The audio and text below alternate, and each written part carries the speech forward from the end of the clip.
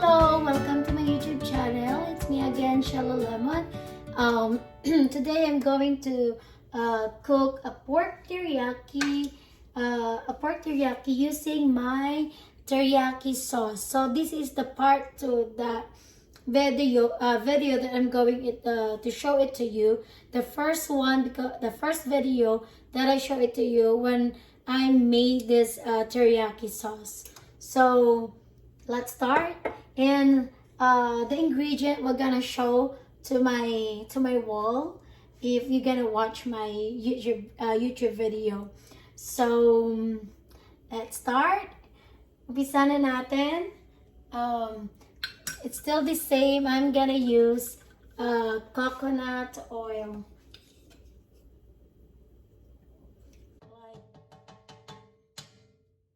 A 1 tablespoon of a coconut oil. So by the way, my pork, I already marinate the pork with salt, pepper, and garlic powder with a little of soy sauce kasi yung teriyaki sauce ko, meron na siyang soy sauce. And then I put sesame oil to the taste. It adds the taste. And then what you call that, with calamansi juice. So I don't have a real calamansi, but I have a calamansi juice in a pack that I bought at Asian store.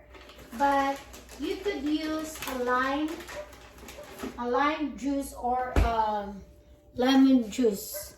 So I bought it at Asian store. So this is calamansi. So let's start. And then we're gonna saute first the garlic, like 1 tablespoon of garlic because I love garlic. I'm gonna saute the garlic. Oh, I love it.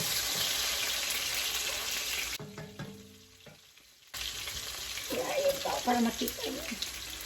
I'm gonna saute the garlic. Gonna wait turn to brown.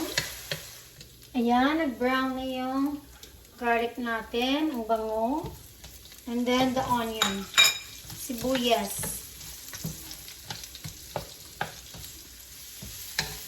Smells good.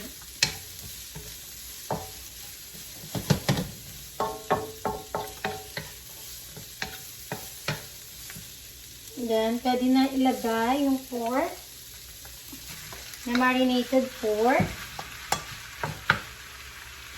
Ayan. If you want guys to want a spicy for your teriyaki, either you could put in a teriyaki sauce chili pepper, or you could put a chili pepper or the poblano pepper on your teriyaki, on your meat. For me, I don't like, because some of my kids, they don't like spicy, and I don't like spicy too. So I didn't put pepper to my teriyaki sauce.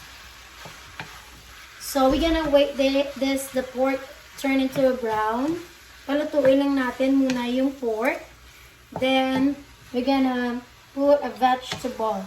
So by the way, I don't have any fresh vegetable. So I have a frozen vegetable.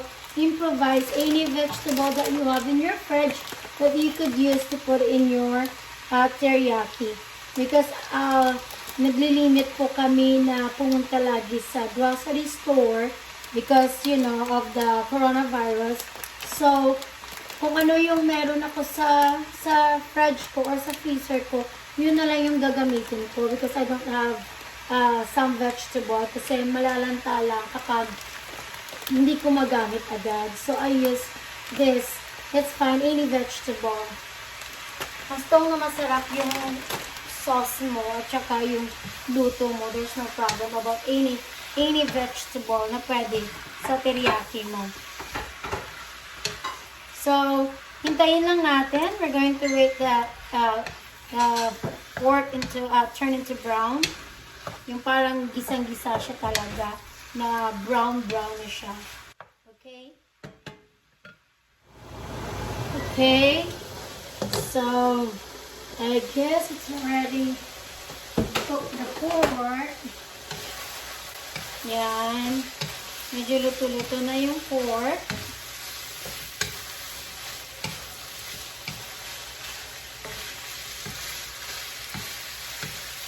Oh my gosh. Pwede na natin lagyan ng teriyaki sauce.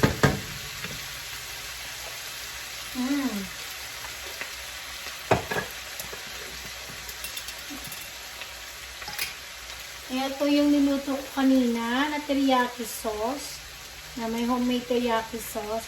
I'm gonna put like 4 tablespoons. Mas masarap, mas maraming sauce. Oh, look at that. We're gonna mix it again. Ayan. Masarap ng amoy ng teriyaki. Seriously. Ayan. Lutuin muna siya natin sa teriyaki sauce bago natin ilagay yung vegetable natin. Mix muna natin siya. We don't need to put pepper and salt because I already put pepper and salt and garlic powder to my marinated pork. In the same time, this is also I have a soy sauce.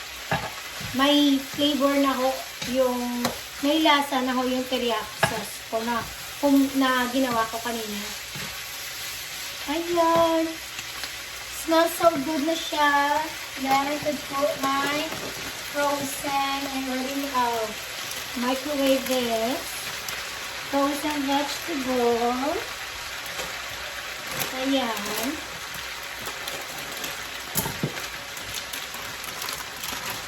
Ayan. Yummy. And then, lagyan pa natin ng another sauce. This is perfect. Diba? Ang ganda. Look at that. Wag masyadong iluto yung vegetable kasi luto na siya.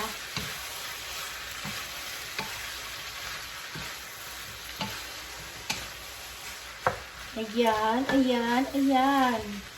Ayan, dagdagan natin ng teriyaki sauce. Ayan. Mas masarap, mas maraming teriyaki sauce. Ayan. Naku, konti na lang yung teriyaki sauce ko. Ayan na siya. Ayan. Eto na po. Boom! This is my teriyaki pork. Nandyan po sa baba yung sauce. Look at that. See? Tara! And, well, we will try, okay? Excited.